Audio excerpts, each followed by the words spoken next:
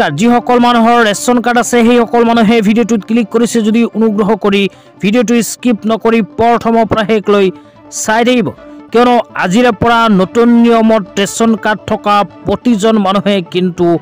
Download কৰিব লাগিব Ayushman card তো আপোনালোকে যদি আয়ুষ্মান কাৰ্ড বনাইছিল তেন্তে ৰেচন কাৰ্ডৰ সহায়ত নতুন নিয়মত কেনেকৈ ডাউনলোড কৰিব বিস্তাৰিত জানিবলৈ অনুগ্ৰহ কৰি ভিডিঅ'টো স্কিপ নকৰি প্ৰথমৰ পৰা শেষলৈ চাব আৰু মোৰ চেনেলত নতুন হলে প্লিজ চেনেলটো সাবস্ক্ৰাইব কৰি মোৰ লগত থাকিব আৰু ভিডিঅ'টো ভাল লাগিলে অনুগ্ৰহ কৰি শ্বেয়াৰ কৰি দিব তো বলক ভিডিঅ'টো আৰম্ভ কৰি ৰেচন কাৰ্ড দি নতুন নিয়মত কেনেকৈ আয়ুষ্মান কাৰ্ড ডাউনলোড কৰিব লাগিব এতিয়া বিস্তাৰিত জানি লওক তো ইয়াৰ কাৰণে আমি অফিচিয়েল ৱেবছাইটটো ওপেন কৰি ৰাখিছো আপোনালোকক জনাই দিম কেনেকৈ ওপেন কৰিব অনুগ্ৰহ কৰি ভিডিঅ'টো চাই থাকিব তো ওপেন কৰাৰ পিছত এনেকুৱা ইন্টাৰফেস আহিলে লগইন পেজত প্ৰথমে আপোনালোকে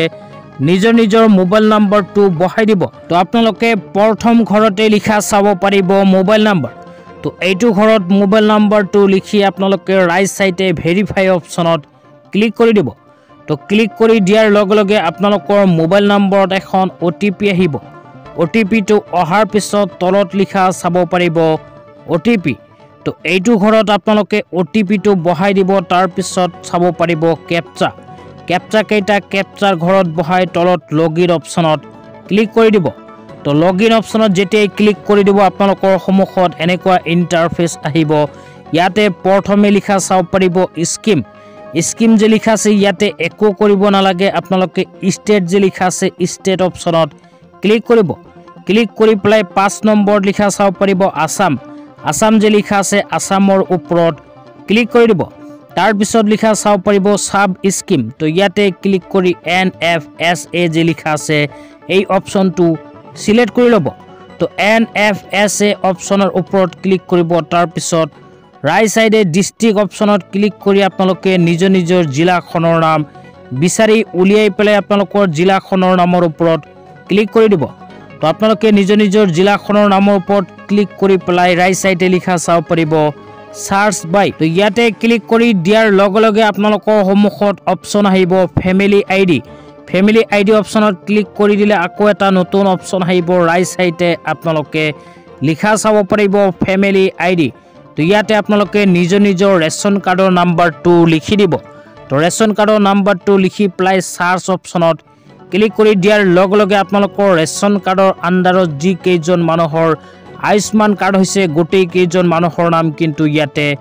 আহি যাব তো প্ৰথমে আপোনালোকে নাম চাব পাৰিব তাৰ পিছত ফাদাৰ বা স্পাউস নেম চাব পাৰিব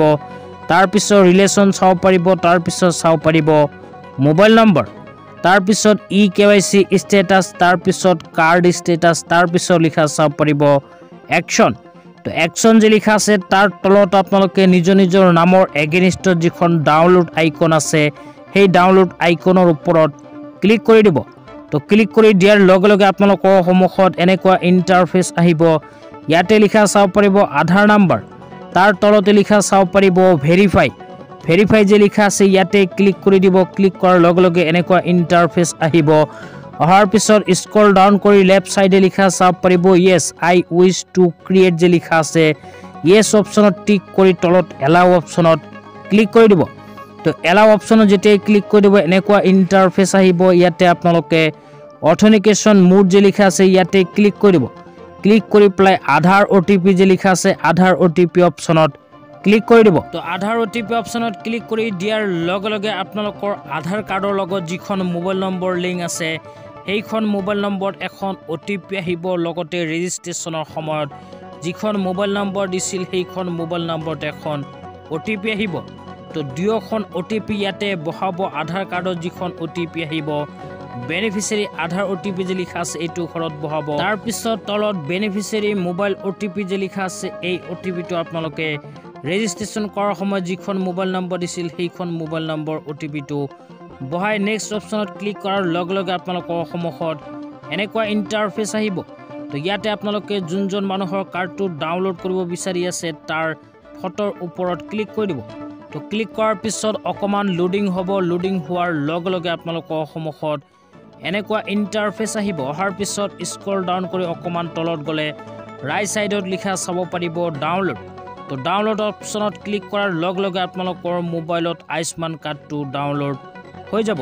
তো এনেকুৱাকৈ আপোনালোকে নিজৰ মোবাইল দি আয়ুষ্মান কাৰ্ডখন ডাউনলোড কৰি ল'ব। লগতে আপোনালোকক জনাই দিছোঁ যিসকলে অফিচিয়েল ৱেবছাইটটো অপেন কৰিব নোৱাৰে সেইসকলে এইখন ভিডিঅ'ৰ ডেছক্ৰিপশ্যন বক্সত এখন লিংক পাব, সেই লিংকত ক্লিক কৰি আপোনালোকে অফিচিয়েল ৱেবছাইটত ভিজিট কৰিব। তো আজি ইমানেই, ভিডিঅ'টো চাই কেনে পালে নিশ্চয় কমেণ্ট বক্সত কমেণ্ট কৰি জনাই দিব। লগতে আৰু কিবা জানিবলগীয়া আছে যদি সেইটো জনাই দিব।